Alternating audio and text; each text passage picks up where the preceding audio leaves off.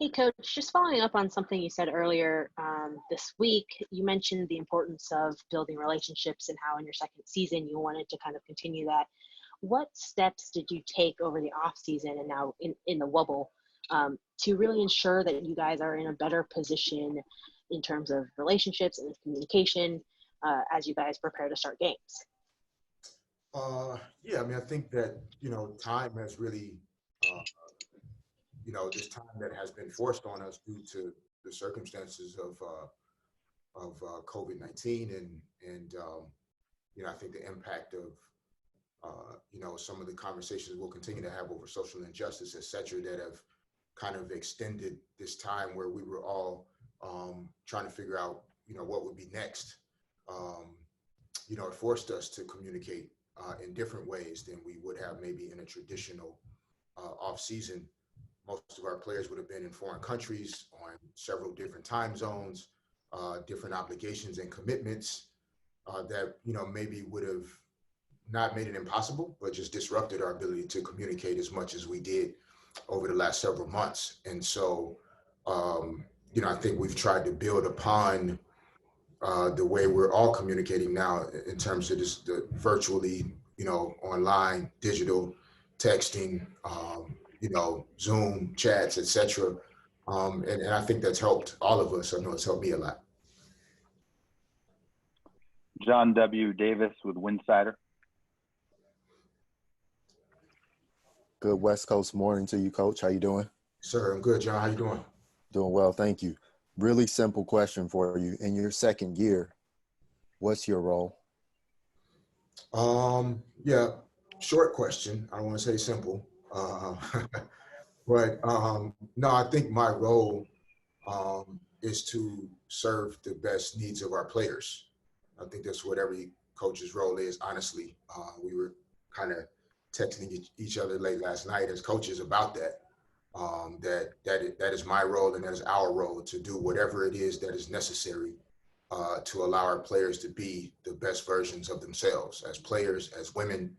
And so that means we have to meet their call and their need in terms of the type of players they want to be on the court, but also the type of women they want to be in the world. And so that's what my role is, how that kind of meets out in terms of wins and losses and championships and the things that we typically look to as success.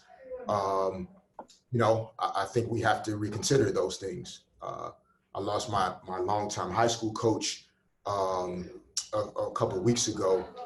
And when I think about the impact he had on the world through just coaching basketball, how many young men's lives he impacted positively. He won a lot of games, but he changed a lot of lives and taught us a lot of things. And I think that weighs a lot more actually. So I take that really seriously in terms of what my role is. Over to Miriam Swanson with the LA Daily News. Hi, Derek. Sorry to hear about your high school coach. Can I follow up on that? Just what are some of the things that you took from him and that you're thinking back on, and what was his name? And did you think you might coach back then? Yeah, no, his name is Charles Ripley. And, just absolutely legendary in the state of Arkansas and in that region. And just built a lot of championship men, through the job that he did through the decades. And I think the most important thing I learned from Coach Ripley was this undeniable work ethic and the number of hours you have to put in and the way you make yourself available, to people when you're serving them, that it's not really about you. When I think back as a young person, he lived in the gym. I mean, I could walk from my house as a kid to the gym, and other than Sunday during church hours, his van was always parked at the gym.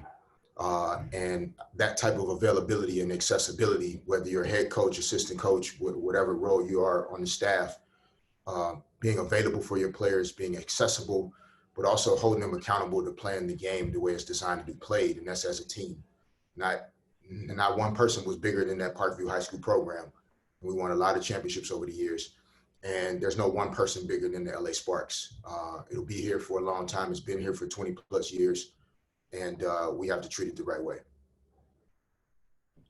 Sabrina Merchant, SB Nation. Hey, Derek. Good to see you. Thank you. Hope everything's going well down there in Florida.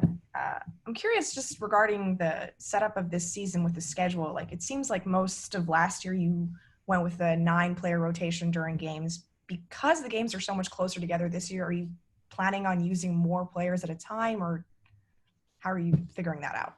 Yeah, it's a good question. I mean, I think we'll have to learn it in this first, the first week we played 4 basketball games from Saturday to Saturday. It seems like an eternity ago, but, last year when the season started, probably playing 10 or 11 players because we had that type of roster. And I think it's similar in some regards. We ended up playing 9 or so because of injuries and suspensions and things that were out of our control. Probably would have continued to play more bodies so that Chelsea didn't have to carry such a heavy load, and making sure that Candace can stay fresh and healthy throughout the course of the season, keeping NECA fresh so that